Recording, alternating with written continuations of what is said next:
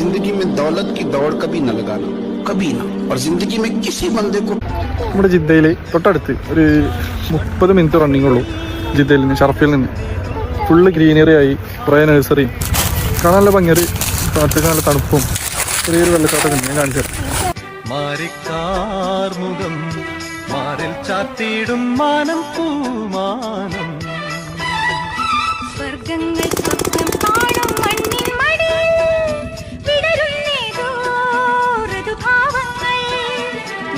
ഇതെന്താ അറിയോ, ഇത് ഞങ്ങളുടെ അവിടെയൊക്കെ നൊട്ടങ്കാണ പറയാം.